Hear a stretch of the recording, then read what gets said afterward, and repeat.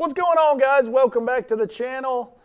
Appreciate you guys tuning in for another video. If you guys are new to the channel, make sure you hit that subscribe so you don't miss out on any future videos. We're still doing 3 videos a week, so we don't want you to miss out on any of those future videos. We're sitting here in the new boat. It's exciting news. This is the first video out of the new Phoenix, and the season's getting ready to roll. It's pretty crazy, but it is officially winter time now. It has gotten cold even here in Tennessee. So the water is into the 40s, high 40s, low 50s, depending on where you're at in Tennessee. And that's the time where I really like to break out this bait. But I feel like this bait that we're going to talk about here today could excel anywhere in the country right now. So this is a wintertime fishing bait, and really I won't go fishing this time of year without this box or these baits in my boat. So yeah, let's just jump in and talk about it.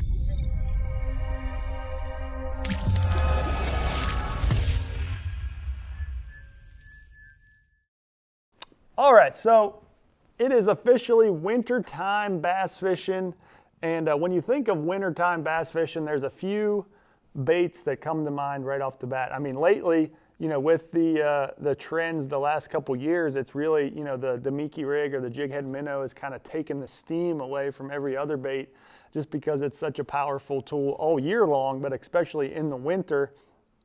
But there is still a time and a place for the good old blade bait, the steel shad, the silver buddy. I mean, there are so many names, there's so many brands of blade baits, but this is the time of year that you pull out this guy right here. So there is a population of fish that, you know, I've always believed this, and I, you know, now that we have the electronics and forward-facing sonar, you can kind of really see this and find these fish, but I truly believe there's a population of fish that winter in these really deep holes, you know, whether you're in a river or a lake, you know, maybe some ditches, old creek channels, they just get really deep in the water and they essentially just hunker down.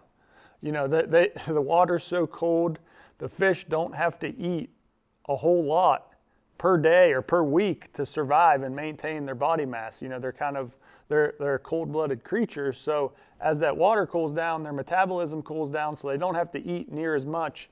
So they can spend a lot of the winter just kind of hunkered down in one little area, and really they will glue themselves to the bottom. I've seen this happen a lot with smallmouth especially, where there will be, you know, there'll be 20, 30 bass piled in a little tiny area and just like sitting on top of each other. It's almost like they're using each other for warmth. I mean, they're just piled in on top of each other, and they're so close to the bottom, you really can't see them on your traditional electronics or whatnot. But an excellent way to catch those fish is with a blade bait, like the steel shad.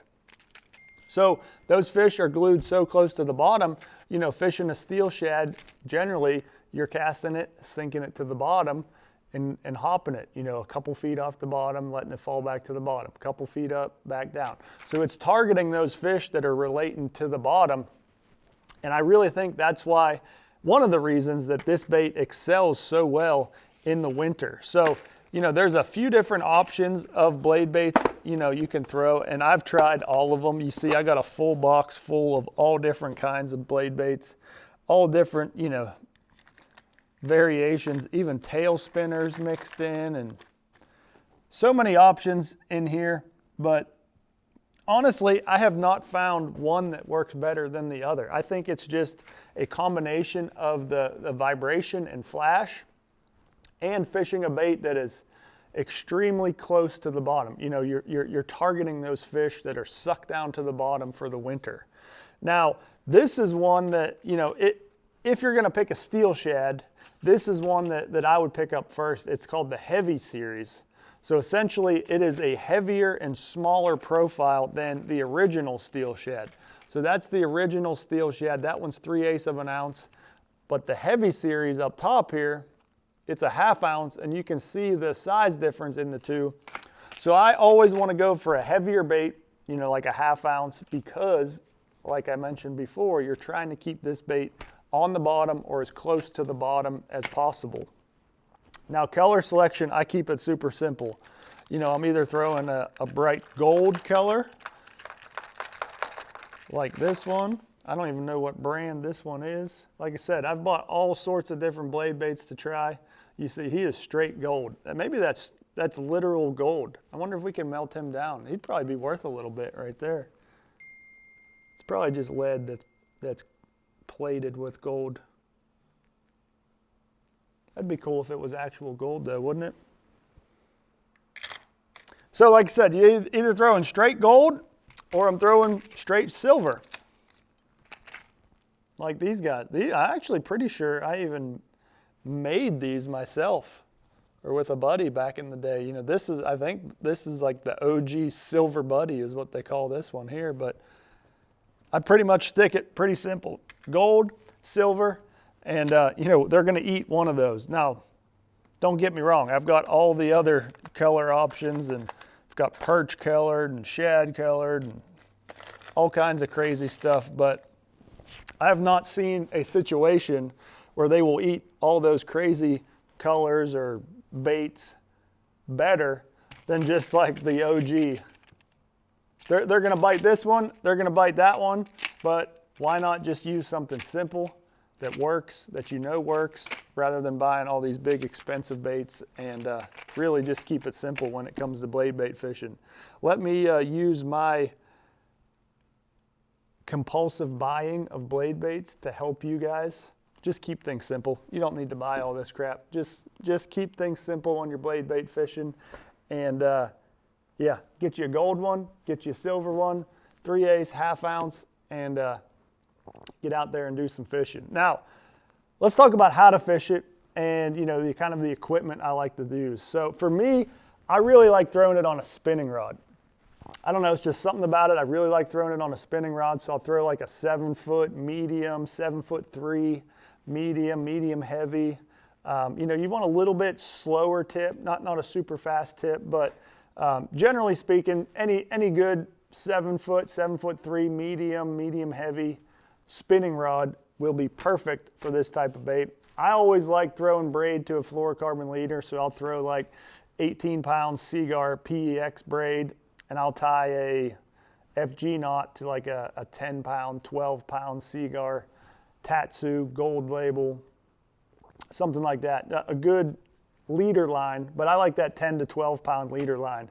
Now, I don't want to tie a super long leader, you know, like I would in some other techniques. I generally keep my leader pretty short on the blade baits. I'd say, you know, 6 feet max is about what I want to keep my leader length on the blade bait technique. So throw it on a spinning rod, you got the line. Now the retrieve, we kind of touched on it earlier, it's super simple. You want to find the air, you want to locate where you think the fish are sitting, and you can either fish vertically, you know, keep the boat right over top of them and drop the bait straight down to the bottom and just continue to hop it up vertically without moving the bait very far. He's just going up and down. Or you can cast, like, you know, keep the boat back and cast like you would any other bait, you know, like a jig or Carolina rig or something like that, where you're casting to the target, let it sink all the way to the bottom, and then you just give it those pulls. Pull it up, reel up your slack, pull it up, reel up your slack.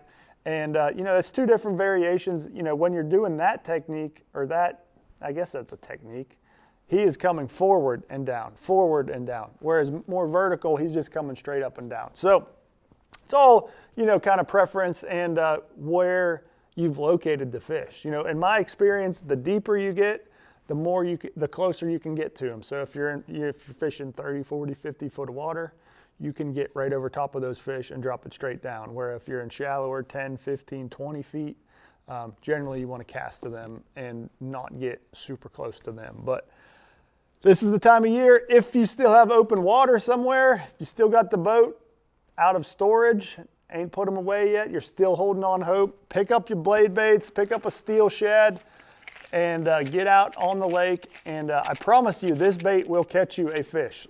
I don't know what species, but this bait will catch every species in the lake.